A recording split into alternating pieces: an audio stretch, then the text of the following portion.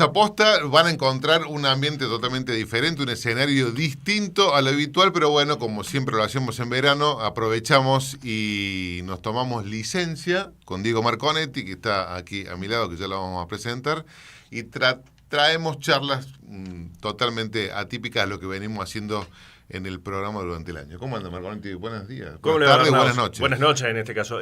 Muy bien, y además queremos agradecer a la Universidad Blas Pascal que nos facilita este hermoso estudio de streaming que está aquí en el campus de la Universidad Blas Pascal, en la zona de Argüello. Los chicos hacen las prácticas de radio y streaming. Hacen radio, hacen streaming con muy buenos profesores de excelente calidad docente. Tienen las prácticas en este lugar, así que bueno, muchas gracias a la Universidad Blas Pascal por acompañarnos este verano y facilitándonos las instalaciones.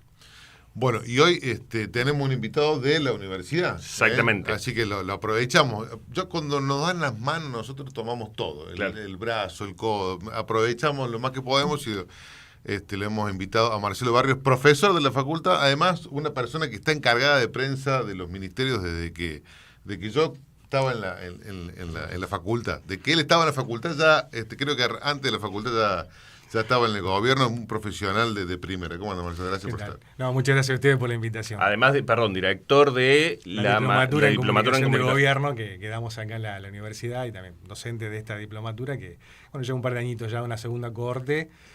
Bueno, ahora el 2026 arrancando la tercera. Mirá, escucha, ¿qué tan desastrosos somos los periodistas con la comunicación de los gobiernos?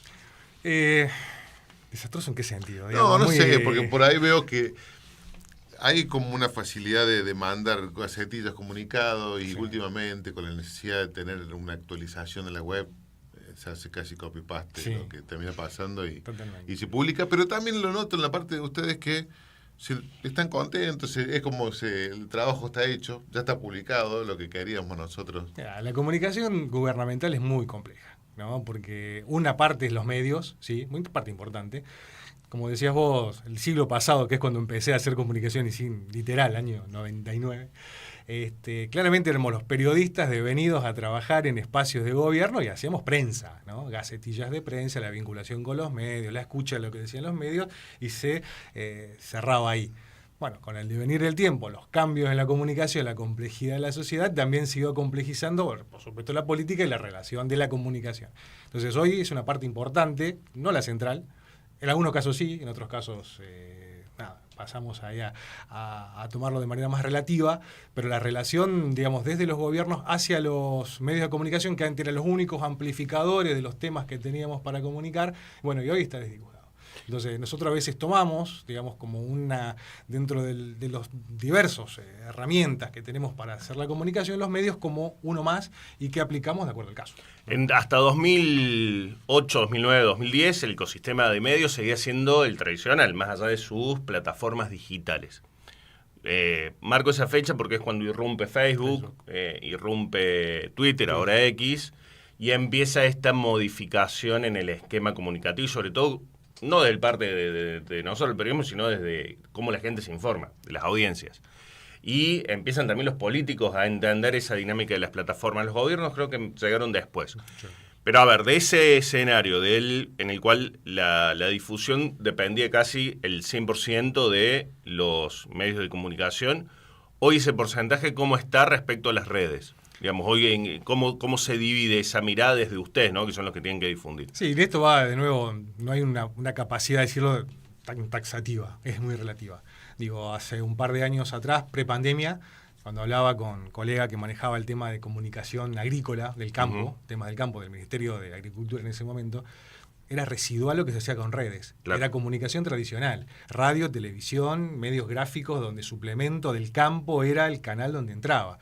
La pandemia tergiversó un poco todo eso, cambió toda la comunicación. En definitiva, lo ha hecho mediatizado todo, las relaciones interpersonales, las clases en la universidad, comprar y vender en el banco, todo. Y por supuesto que ahí también, incluso la transformación de los medios ha llevado ahí. Entonces hoy hay que pensarlo con una mirada bastante más holística, bastante más genérica, ¿no? Y va a depender de los temas. Si yo necesito algo, abordarlo con determinada profundidad y voy a la búsqueda del periodista especializado en el cual que trate de manejar el tema, que lo pueda llevar y que en definitiva nos ayude en la divulgación. Pero después tomamos eso y lo llevamos a nuestras redes. ¿A cuál? Y depende, ¿no? Depende del público. Hay una construcción que en realidad pasa ya no tanto por ver qué tenemos nosotros para contar, sino por dónde está nuestro público. Que eso un poco es muy de las redes, ¿no? Vos decías muy bien que cuando irrumpen las redes sociales era un canal de difusión, pero claramente lo que también hizo fue cambiar el foco. Hoy por hoy en realidad no se piensa ya la sociedad en general. Es un error pensar los cordobeses, los jóvenes, los industriales. La segmentación. Hay una segmentación y hasta inclusive una atomización del mismo grupo de personas, digamos, que distinto de acuerdo al rol es donde generamos alguna estructura, una estrategia de comunicación. Y hay otro elemento que se ha agregado quizás, y esto sí, de los últimos 2 años, fenómeno Milei para acá quizás, es tratar de entender que la escucha de los públicos termina siendo el primer insumo para la toma de decisiones en la política pública.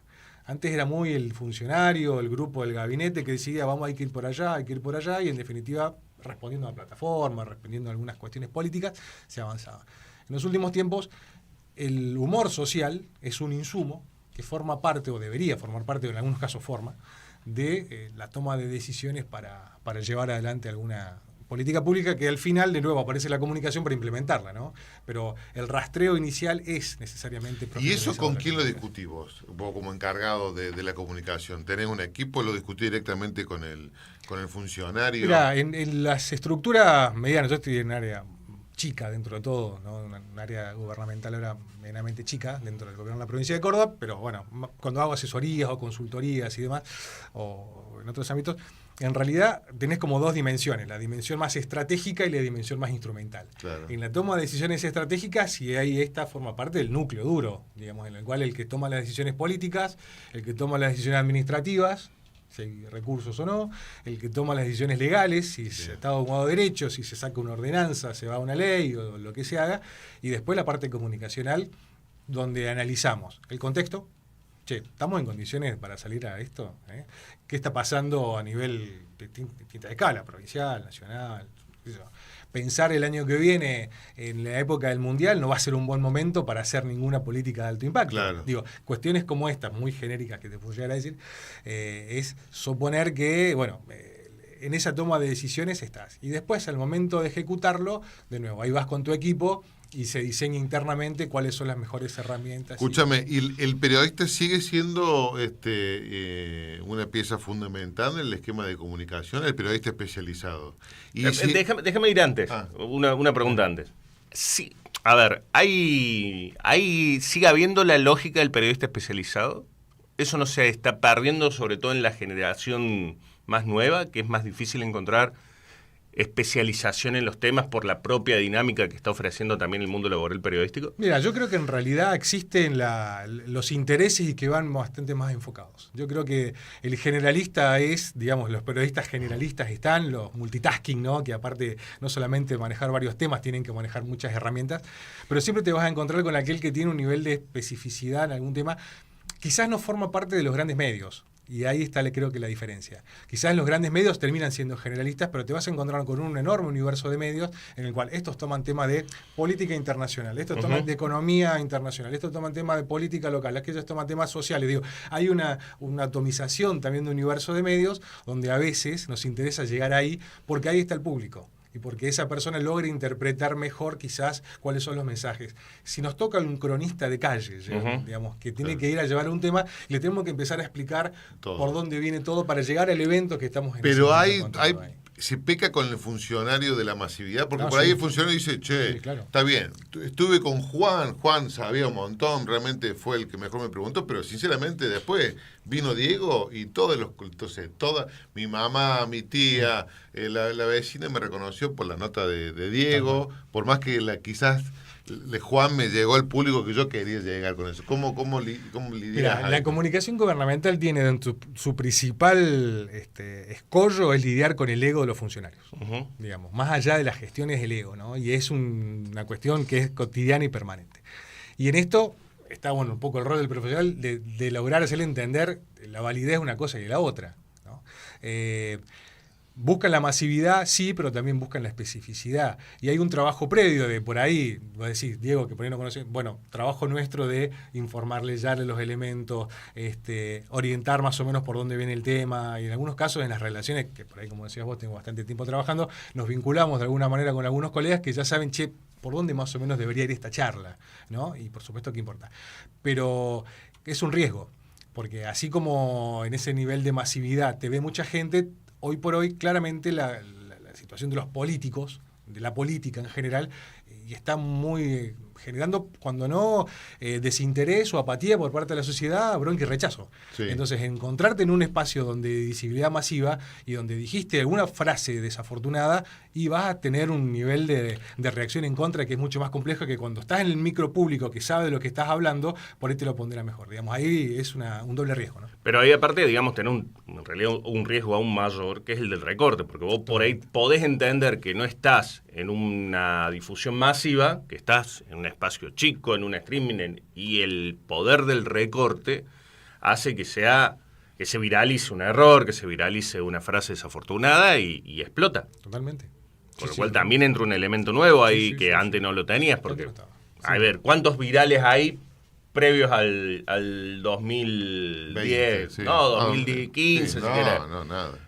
Yo puedo recordar el Maestro Po, por ejemplo. Bueno, pero está bien, pero fue ¿con qué fue lo más viral? Como con la cafetera parlante. La cafetera parlante, claro, de la Sota, que está el documental en Netflix, si lo quieren ver. Con las redes a pleno hubiera sido catastrófico. Eso catastrófico. Sin duda sí, por ahí una foto, la foto, ¿sabés qué me acuerdo? De los medios en eso, en los medios amigos. ¿Sabés qué me acuerdo, Juan? La foto de Menéndez, Mestre y Aguad, el palco, el famoso palco. Esa fue una foto, me acuerdo, de la Voz del Interior, que en la década del 90 hizo muchísimo ruido como mínimo, digamos. Sí. Pero me parece que no tenía el alcance que tienen hoy. No, claramente hoy no. O sea, eran fuertes, por supuesto.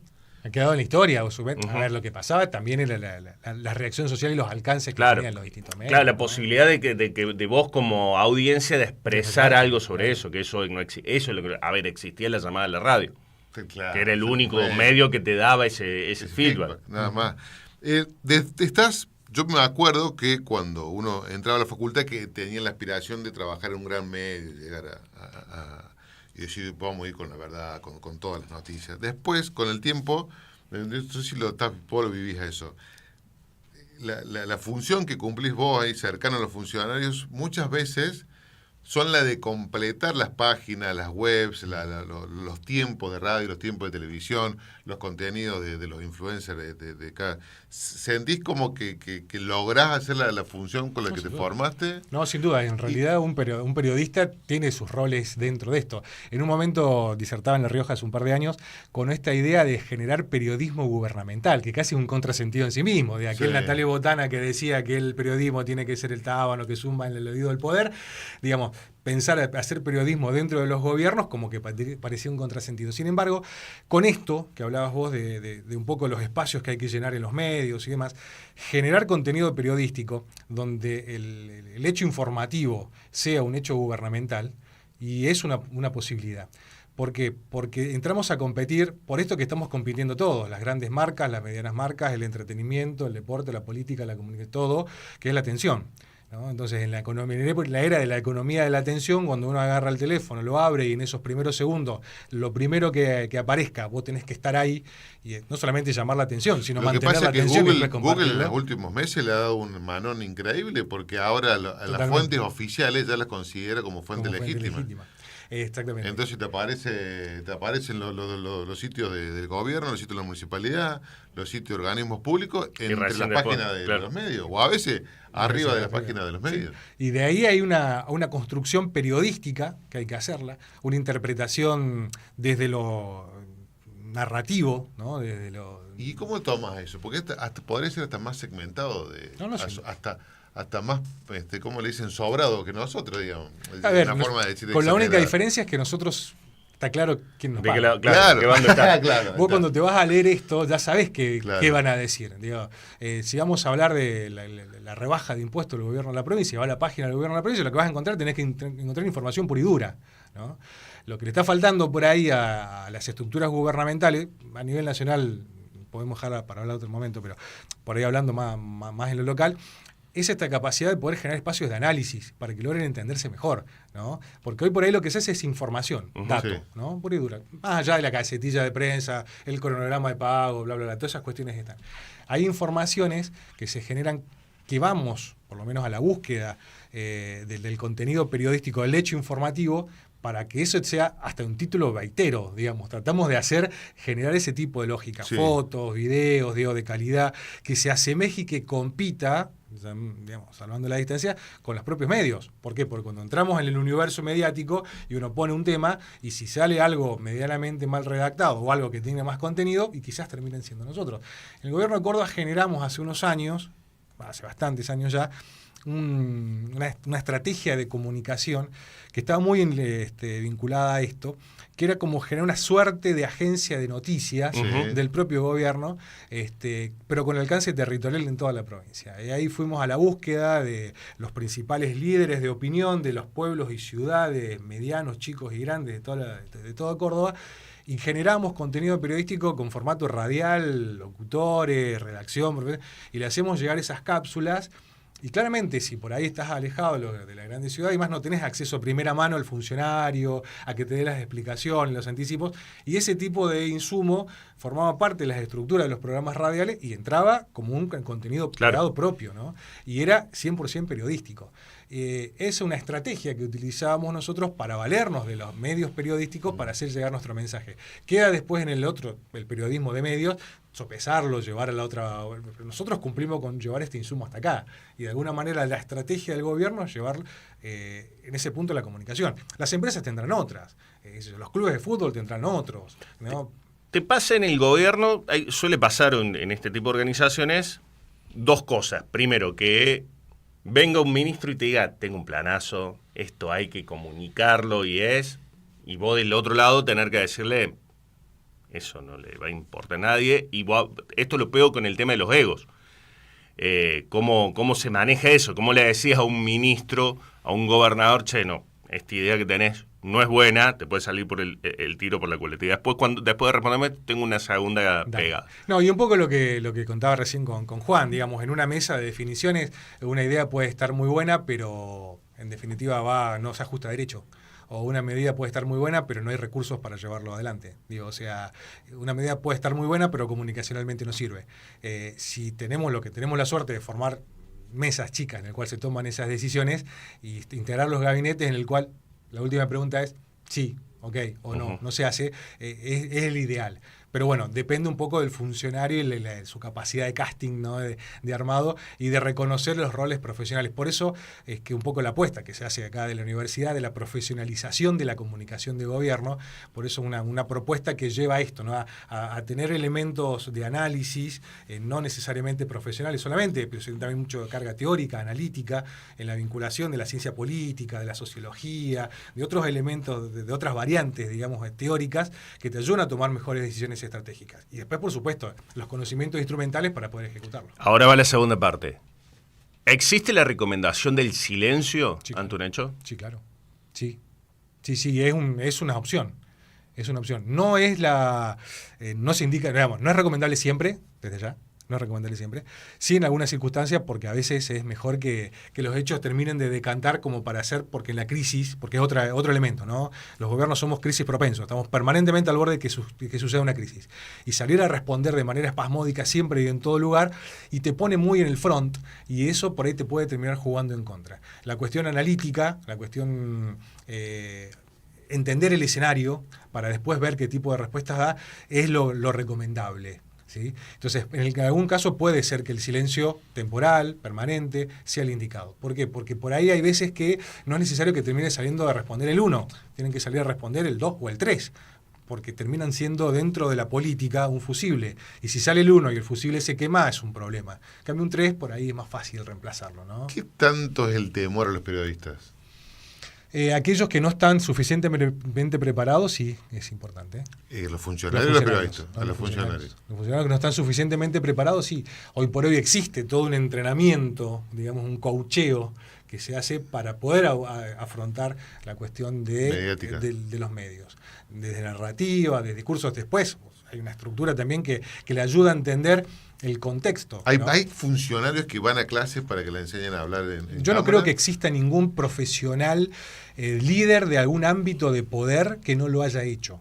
Digo, porque no trabajo solamente en el sector político, sino en otros sectores también, en el cual todos aquellos que vayan a tener algún tipo de relación hacen entrenamiento, primero de oratoria, y después media training, y después algún tipo de coacheo, y eventualmente hay algún referente de comunicación de prensa que le da el contexto para decir, che, voy a hablar con Diego y Juan. Ojo, mirá, estos dos pibes hacen esto y lo otro, te van a preguntar de esto, vos tenés que responder esto otro. No, esto no responda por el miedo a este recorte. Como cuando Muslera entrena para que le pateen penales, o un arquero cualquiera, y hay que entrenarlo al funcionario preguntarle. Y el funcionario que te dice, no, Marcelo, yo vengo de San Pacho y a mí, ¿sabés cómo tenían los periodistas en San Pacho? No me va a venir a agarrar a un Diego o un Juan a mí. Y yo, a ver, en lo particular, tengo un par de opciones para decirle, me parece que no es así, y si no acepta, y bueno, no podemos seguir trabajando juntos. Digamos, me ha pasado, ¿te ha pasado? En varias oportunidades, sí. Sin duda, porque en realidad el rol profesional de uno está también en juego ahí, digamos, de tratar de ver cómo que el funcionario necesita también aprendizaje. Digo, un ex gobernador de la provincia de Córdoba, el señor mayor, digamos, Juan Schiaretti, agarraba y al momento de los spots se ponía el rayo del sol en el medio de la autopista y lo filmaban y salía haciendo la frase y no, hay que hacerlo al otro lado porque el sol está distinto, y lo repetía 4 o 5 veces. Entendía que el juego de la comunicación pasaba por ahí, y si tiene un grupo de especialistas que en definitiva lo van a llevar para que el producto sea mejor, digamos, de alguna manera se deja, ¿no? Adorni inauguró, en realidad potenció un rol que venía teniendo Gabriela Cerruti en el gobierno de Fernández, poco afortunado para mi gusto, pero Adorni es como que le dio otro tinte y otra importancia. Él incluso creó un cargo de portavoz. No, ya lo tenía Cerruti. No, sí, hizo un revival de lo que era Corach, digamos. Sí, un Corach para irse muy atrás, porque después, bueno, Néstor no lo tuvo, Cristina bueno, Aníbal Fernández por ahí tenía ese... Sí, eran más operadores que... Sí, pero no... claro, era el jefe de gabinete. Todos los días al frente de los claro, era Aníbal Fernández llegaba y lo rodeaban, pero era ministro de Seguridad o de Justicia. Pero como rol así de vocero lo tuvo Cerruti, bueno, y lo tuvo ahora Adorni, que no lo va a dejar pese a ser jefe de gabinete. ¿Cómo ves ese rol? Digo, ¿qué importancia tiene? Y uno ve en los gobiernos locales que no existe, digamos, esa mirada. Bueno, ahora con la incorporación de Siciliano podés llegar a tener ese rol. Digo, Siciliano dando una conferencia de prensa en la mañana. No lo sé, pero digo, te pregunto cómo es ese rol, cómo lo analizás vos desde la comunicación política. Mira, Milei entero cambió la comunicación gubernamental. De hecho, nosotros cuando arrancamos con la diplomatura fue fines de 2023 y teníamos diseñado un plan que después que asume Milei, desde el 10 de diciembre de ese año, empezamos a revisar todos nuestros contenidos y nuestros libros, porque claramente hubo en Argentina, llegó lo que ya se veía en otras partes del mundo, de la manera de vinculación de los gobiernos con la sociedad, ¿no? El gobierno nacional en este caso. Y en estas relaciones en las cuales, bueno, ya no hay esta idea de gobernar, hablarle a todos, sino que en definitiva elegir un público y hablarle directamente ahí. Los que están, voy a gobernar para los que estén de acuerdo conmigo, en definitiva, llevándole. Y dentro de esa estrategia, que está muy centrada en redes y también tiene mucha presencia en medios, el rol de Adorni era fundamental porque era el que te marcaba agenda. Digamos, hay que decir que lo mismo que hizo Corach en su momento, lo mismo que, bueno, intentaron con mayor o menor éxito muchos jefes de gabinete o voceros, esa capacidad que tenga un gobierno de instalar temas de agenda y de brindar las respuestas que por ahí están dadas desde el primer momento de la mañana. Entonces, en su momento, ¿cuál es el tema que estuvo dando vuelta durante el fin de semana? Tal tema. El gobierno nacional opina tal cosa, punto, ya está. Hay respuesta, tiene la misma fuerza de un comunicado oficial, donde hay opinión, donde hay consultas, y en definitiva se cierra totalmente ahí. Me parece que el rol de una persona que, de nuevo, muy expuesto, genera este desgaste, lo ha llevado con holgura, porque en definitiva ha tenido esta cuestión que siempre los gobiernos, cómo se valoran en su gestión, sobre todo en la comunicacional, y el domingo de las elecciones cuando se cuentan los votos, digamos. O sea, en el medio puedes decir cómo estás gobernando, y no sé, digamos, más o menos me parece, pero la verdad está ahí. Al margen de los likes y me gusta. No, eso no existe. Se juega el domingo de elecciones. Ese es el último resultado. Si laburaste bien o mal. Ese es el último resultado. En el medio puedes tener una perspectiva, pero claramente hoy los medios están, digamos, la comunicación en general es tan laxa que es muy difícil dejarte llevar por una encuesta, por la cantidad de likes. No, es muy amplio. Entonces, digo, Adorni ha sido electo en Ciudad de Buenos Aires, digamos así, que su rol de visibilidad y su coherencia con el mensaje me parece que fue de alguna manera validado. Su rol dentro del gabinete ha tenido un poco de protagonismo, y quizás porque es una respuesta a esto, ¿no? A entender que la comunicación forma parte intrínseca, inclusive más que la cuestión administrativa o igual, ¿no? O la legal o la política, ¿no? Sé que Adorni ha interpretado de alguna manera el mensaje de época. De nuevo, habrá que ver dentro de 2 años, al momento de contar los votos, cómo lo termina yendo. Pero hoy parecería ser que ha cumplido con ese rol de instalar temas en agenda de la opinión pública. A partir de los recortes que se ponen en los medios, a partir de cómo lo levantan precisamente los propios medios de comunicación, interpretando, reinterpretando lo que de alguna manera quiere decir un presidente. Estar en esa mesa chica, en el cual se toman decisiones, donde supongo que en algún caso también habrá dicho que sí o que no, forma parte de esta lógica, ¿no? De entender cómo en ese equipo chico se terminan jugando todos estos elementos. Y ha sido un actor. Después están las formas, ¿no? Que eso entra en otro análisis de discusión que por ahí podemos discrepar. Pero a nivel de resultados, claramente hay ¿Y te ves? ¿Te imaginas a alguien acá en Córdoba haciendo eso?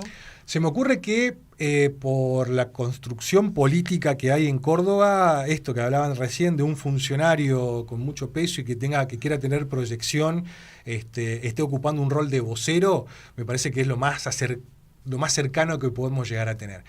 Lo que pasó, yo creo que en Córdoba, a nivel provincia, a nivel municipio, había, a diferencia a nivel nacional, una cuestión de objetivos, porque claramente la política arranca con un objetivo y después la comunicación viene a tratar de que se cumpla, ¿no?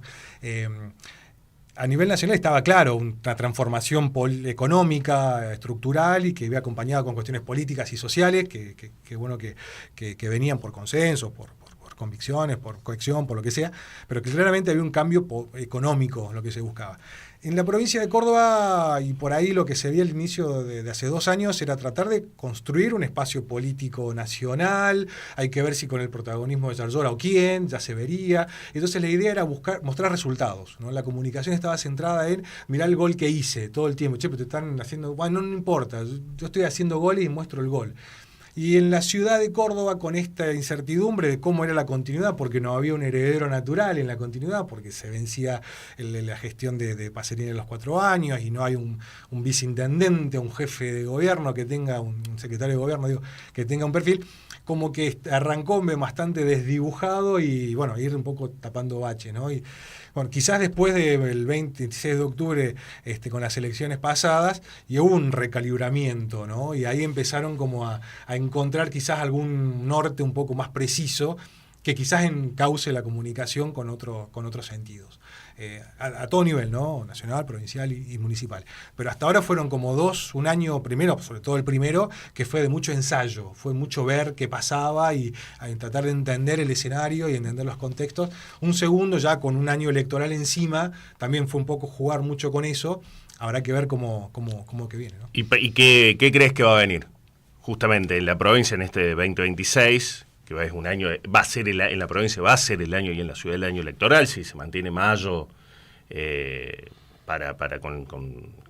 como fecha de elecciones, ese recalibramiento para dónde va a ir, qué mensaje se va a tratar de dar en la provincia y en la ciudad. Yo se me ocurre que lo primero que hay que estructurar es ver qué pasa en Marco Juárez con las elecciones, que en la provincia siempre Marco Juárez es un año antes de las elecciones provinciales, ¿no? ¿Marco Juárez, en serio? Sí. Puede afectar, es que en realidad termina siendo, como es una elección, a ver, Marco Juárez fue el punto cero de Cambiemos, ¿no?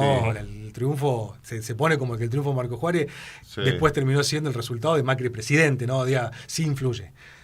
Porque el framing, llevar todos los ojos puestos a una elección de una ciudad, zona núcleo, en la provincia de Córdoba, en donde se disputan muchas cosas, se me ocurre que hace 4 años hubo todo un sismo ahí también con la no victoria, digamos, del candidato de la Rosa. Entonces se me ocurre que eso va a concitar un poco la atención de mucha política provincial y de mucha mirada ahí, y de alguna manera va a terminar de alinear algunos posicionamientos. Después es Argentina y es política, lo que puede llegar a pasar puede cambiar radicalmente por alguna cuestión social, por alguna cuestión política. Estamos en un año del Mundial, el Mundial salimos campeones y estamos todos contentos hasta fin de año, quedamos eliminados en primera ronda y la mala onda se potencia. Digo, podemos ver ejemplos anteriores en los cuales los contextos son muy volátiles y sobre todo... Alberto no lo salvó al Mundial, ¿eh? Alberto no lo salvó. No lo salvó. El título sería no lo salvó ni el Mundial. No. Y que no vayan al balcón a sacarse la foto, sin duda. No lo tuvieron que esconder. Fue un elemento clave. Pero bueno, hay que entender también que en realidad las elecciones también han cambiado. Esto ya no es gubernamental, es electoral, que es muy parecido a la comunicación gubernamental, pero tiene características muy diferentes. Lo electoral tiene otra lógica, ¿no? Y hoy estamos atravesando una circunstancia social en la cual este rechazo, esta apatía hacia lo político, hace que la gente no quiera votar. O sea, estamos viviendo un gobierno nacional que tuvo en las últimas elecciones un apoyo de 9 millones de personas que lo votaron, pero 25 millones no. Entre los que no le fueron a votar y lo votaron en contra, te encontrás que hay un enorme porcentaje de la población que en definitiva, directamente porque no encontró representatividad en la oposición, o por descrédito, o por apatía, o porque ni siquiera sabía lo que pasaba, directamente no van a votar. Entonces las elecciones, hoy por hoy, también tienen otra lógica. Hay que partir que de 10 votan 6. Uh-huh. Yo de esos 6 consolido 3. Si consolido mis 3, y seguramente los otros 3 se van a dividir en lo otro, con que yo consolide mis 3 gano, ¿no? Entonces, en una lógica rara, distinta, novedosa. La política de tercios que planteó Cristina y que también le fue a Milei, digamos, consolidar el núcleo duro. Consolidar los núcleos duros, hay que ver cuál es tu núcleo duro y cómo haces para consolidarlo. A nivel nacional está más claro, a nivel provincial está raro. Es más, viste, en Córdoba es particular el voto, porque realmente vota gestiones y vota la oportunidad. O sea, en lo nacional te puede votar arrasar un Macri, un Milei. En la provincial te arrasa un Schiaretti o te gana un Yarlora. Y en la municipalidad otro. En otro. De hecho, el error que se repite es el de 2021, que fue, ya se creen varios que ya se creían o se creen gobernadores en 2021, una elección de medio término. Eso ya es repetitivo. Sí. ¿El cordobés vota cemento? Yo creo que la obra pública ha sido un elemento durante muchos años constitutivo de la validación del voto del cordobés. Y creo que es un recurso en el cual Yarlora en su principio no lo quiso hacer uso, pero que después volvió a hacerlo porque vio que por ahí en los otros 2 pilares que había puesto inicialmente quizás no había tenido tanta buena repercusión, sobre todo en el tema de comunicación, ¿no? Analizando la comunicación, no de lo político, ¿no? La educación y seguridad eran como sus 2 principales pilares, que por ahí se encontraban ciertas dificultades. Entonces me parece que volvió a la cuestión de la obra pública. Aparte había esta cuestión de no financiamiento de obra pública y todo lo demás. Yarlora está haciendo un trabajo de mostrar resultados y de diferenciarse lo más que puede con el gobierno nacional. Pero en realidad está haciendo lo más libertario que puede también. Está haciendo obra pública, está sosteniendo derechos humanos, está acompañando ciencia y tecnología, está acompañando a cuestiones de género. Pero lo más impactante es la baja de impuestos. En una baja de impuestos que viene narrativamente tiene que ver con acompañar a la producción y el comercio en una provincia industrial y demás. Pero claramente hay una pero pasa que eso no es del hacemos por Córdoba. Totalmente. Ahora, si vos te encontrás con que a nivel nacional las elecciones de la provincia de Buenos Aires le obligaron también a que el gobierno nacional cambie algunos giros discursivos y políticos. No le funcionó bien esa diferenciación de nosotros apostamos a la universidad, por ahí no cuajó. Hay otra cuestión de impactos, ¿no? Hay que ver cómo termina impactando. Yo creo que discursivamente es una cosa, después en los hechos termina siendo otra, ¿no? Pero a nivel nacional también hubieron cambios y reacomodamientos para tratar de encontrar cuáles son los pulsos sociales que están funcionando. Calculo yo sin apartarse de un objetivo, pero en las decisiones de mediano plazo tienen mucho que ver este tipo de cuestiones. Si no bajaba los impuestos o si no tomaba una medida así, se iba a encontrar con una provincia que claramente le fue en contra, iba a seguir generando quizás mayores niveles de rechazo o no iba a aumentar sus niveles de aceptación. Necesitaba hacer algún golpe de efecto en esa línea. Te voy a poner en una posición incómoda y creo que vamos cerrando. Sí, ¿no? ya faltan un par de preguntitas. Pero incómoda. Yarlora puede ser que no termine de enamorar al electorado. O sea, está haciendo todo lo que tiene que hacer para mí, un gobernante. Obra pública, está en todos los pueblos, está en todos los actos, está en todos lados. Es como que hubieran 5 o 6 Yarloras porque siempre está presentando desde un bache tapado en una localidad hasta una mega obra de un edificio universitario o de la autovía. Pero como no termina de cuajar la gente, no es el estadista que era de la Sota o la impronta que tenía. En realidad de la Sota tenía una cuestión hasta discursiva que era... Claro, porque ahí le erra la forma que tiene él de comunicar, lo que le escriben, los temas que él elige. ¿Cuál es ahí? Mira, yo creo que en toda gestión gubernamental, y creo que por ahí es una falencia que nos encontramos, es ir a ver realmente lo que la gente quiere. Digamos, yo me parece que vos tratás de seducir a una persona con un montón de cosas, pero realmente no sabés qué es lo que quiere. Me parece que falta ese feeling, me parece que está... Que él no sabe lo que quiere o que la gente no sabe lo que quiere. No, que las personas que construyen la toma de decisiones comunicacionales y demás, están alejados de lo que son deseos reales de la gente. En esto que hablaba, ¿no? De ir a la búsqueda del pulso social para tratar de entender por dónde pasa la cosa. Porque si vas a un dispensario y tenés problemas en la atención, si vas a hacer una denuncia, el ayudante fiscal no te puede tomar porque no hay computadoras, porque te vas a hacer un trámite, lo que sea. Si hay una construcción del Estado que no te acompaña, por esta lógica que no es solamente argentina ni cordobesa, sino que es mundial, de depositar la bronca en el gobernante y en el político, han hecho muchos para que esto sea así, pero no solamente ellos, va a terminar recayendo en él. Entonces, si ir a la búsqueda quizás de esto, de estar presente y demás, pero donde no hay soluciones reales a cosas más concretas y cotidianas. McManus en Estados Unidos, en Nueva York, es un ejemplo claro de esto. Fue con 4 o 5 respuestas muy puntuales y muy concretas que los neoyorquinos estaban necesitando. McManus, el electo alcalde de Nueva York. Socialista, hijo de o sea, musulmán, está en las antípodas de Trump, en el otro extremo de Trump. Pero, sin embargo, se le sentó al lado y dieron una conferencia de prensa juntos. Sí. ¿Vos viste la foto esa de Trump sentado todo así serio? ¿Cómo enamoró a un... Porque era la búsqueda de esta esencia que teníamos que ir. Claro. ¿Qué quieren? ¿Qué quieren? ¿Qué necesitan? Digamos, Obama en su momento estrenó con el BlackBerry esta posibilidad del mensaje de texto que le llegaba al estadounidense y le respondía. Y mira, el presidente me está diciendo que quiero que baje los impuestos, yo le digo que sí, que lo voy a hacer. Digo, esta cercanía real, ¿no? Y no impostada. Una cercanía que no sea que me aparezca con musiquita de fondo y el cartelito y la zona. Dicen que de Loredo está usando la misma gráfica, la misma gráfica y la misma forma de comunicar también. Y seguramente va a haber un cambio, tienen que haberlo, porque los resultados te van demostrando que por lo menos electoralmente la cosa pasa por otro lado. Pero el tema me parece que no es copiarle una estética, sino copiar esto que marcaba Marcelo de, ¿a qué estás respondiendo? Y ahí me parece donde van a hacer agua mucho. Porque vos podés copiar la misma estética, tener la misma letrita setentosa, el mismo filtro que te llevaba el Nueva York de los 70, que era lo que hacía McManus.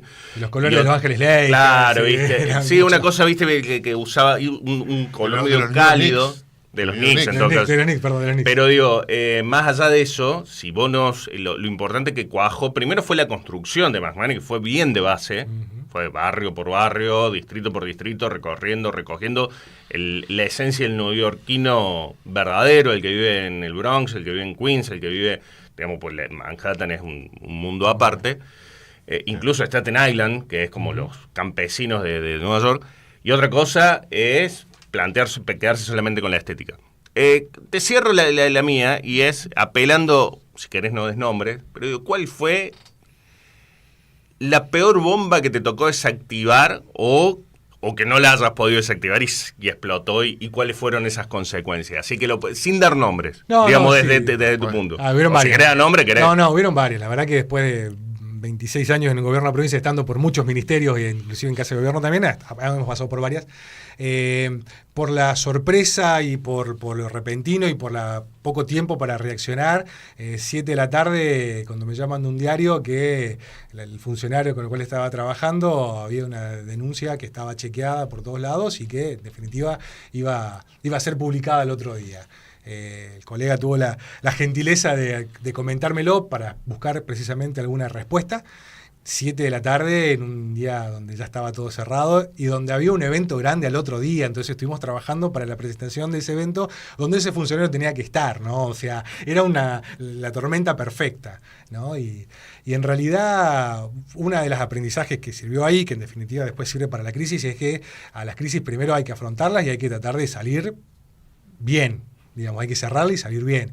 Entonces, encontrar cuáles son las respuestas posibles, generar un discurso que sea convincente, pero que no sea falaz, que no sea contrastable fácilmente, que sea mentira, sino que sea verdadero.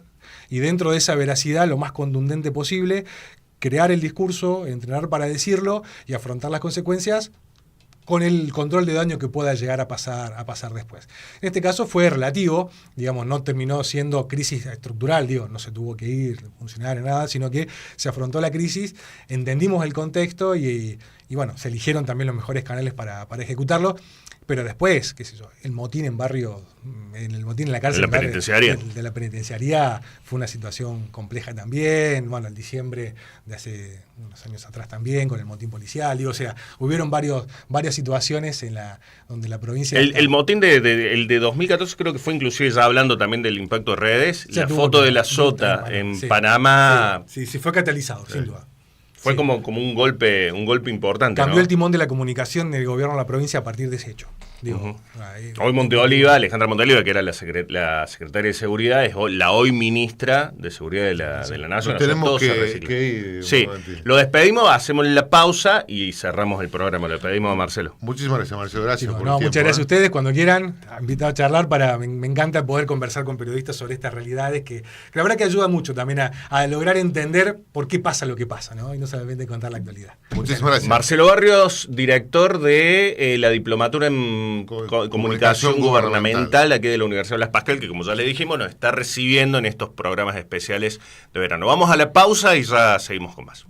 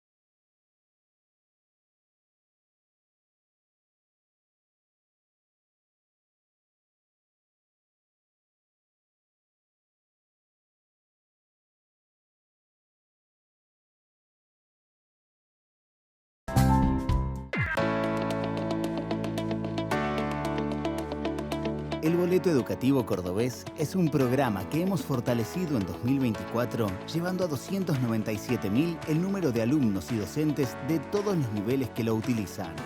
Cuando decimos que el BEC le permite a miles de personas mantenerse y acceder a una educación que les permita encontrar un camino de desarrollo en sus vidas, no es una frase, es una realidad. En 2024, la deserción escolar en Córdoba alcanzó su nivel más bajo. Un 99.6% de los estudiantes se mantuvieron en el sistema. Esta mejora respecto del año anterior significa 4.300 alumnos más que siguieron sus estudios.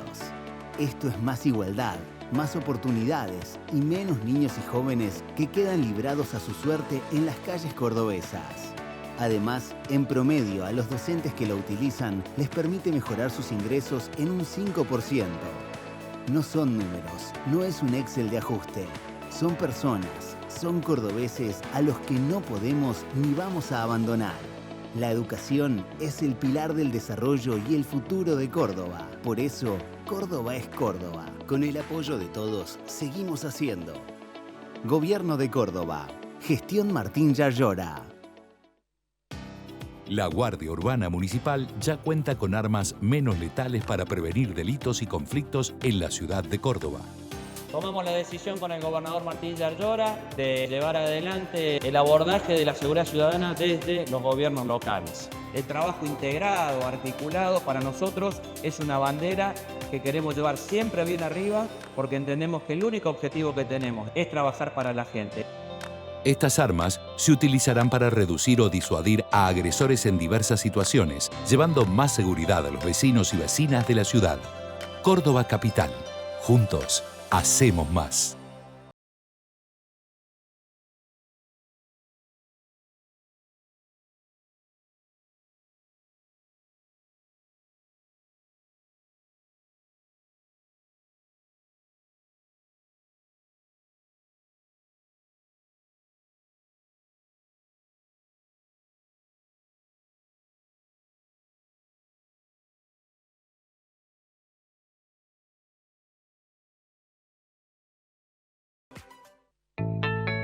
Pensamos en que podíamos buscar la forma de conseguir pagar un lote. Ahí dijimos, bueno, sí, nos encantaría la casita de Horizonte en un lote propio, más que en fracción en Córdoba. Además de acceder a una casa digna, una vivienda digna y tener la posibilidad de pagarla, además poder elegir dónde y cómo es excelente. Si tenés lote propio con escritura o lote propio con boleto de compra-venta, acércate a Sarmiento 251 y consulta tu caso. Te esperamos. Horizonte, los pies sobre la tierra. EPEC, para seguir creciendo juntos.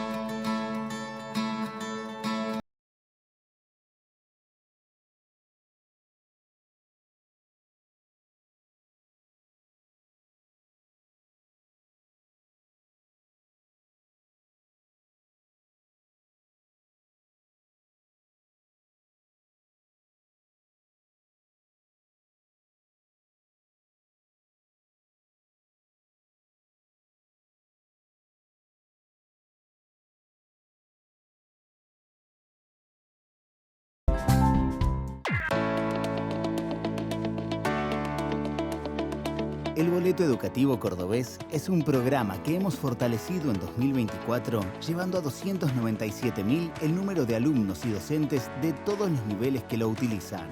Cuando decimos que el BEC le permite a miles de personas mantenerse y acceder a una educación que les permita encontrar un camino de desarrollo en sus vidas, no es una frase, es una realidad.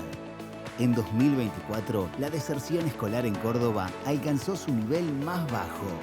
Un 99.6% de los estudiantes se mantuvieron en el sistema. Esta mejora respecto del año anterior significa 4.300 alumnos más que siguieron sus estudios. Esto es más igualdad, más oportunidades y menos niños y jóvenes que quedan librados a su suerte en las calles cordobesas.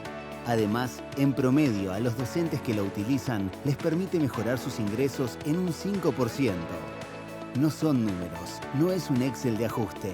Son personas, son cordobeses a los que no podemos ni vamos a abandonar. La educación es el pilar del desarrollo y el futuro de Córdoba. Por eso, Córdoba es Córdoba. Con el apoyo de todos, seguimos haciendo.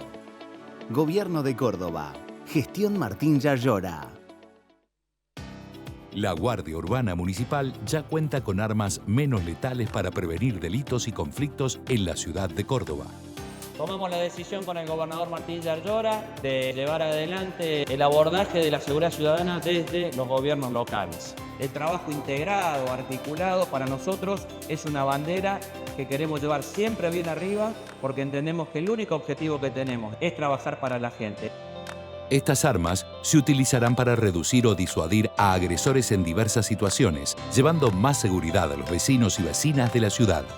Córdoba Capital. Juntos, hacemos más.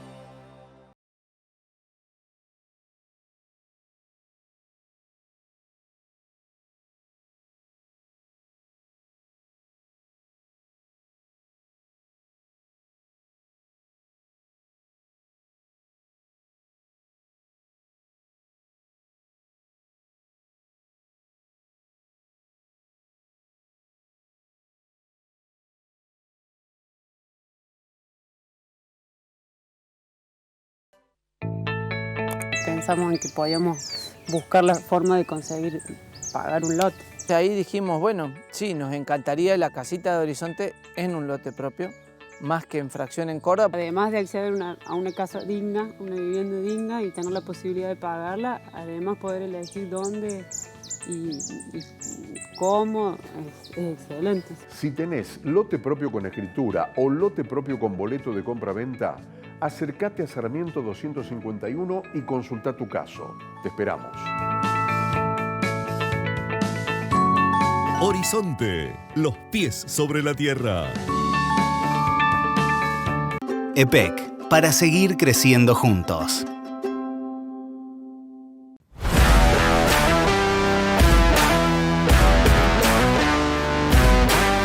Volvemos ya de la última pausa de posta. Última y única, La Bernardo. última y única, bueno, pero siempre da como la sensación Sí, de que sí, tuvimos sí. un montón de bien. cortes y no lo ocurrieron. Nosotros nos reencontramos la semana que viene en este posta de verano.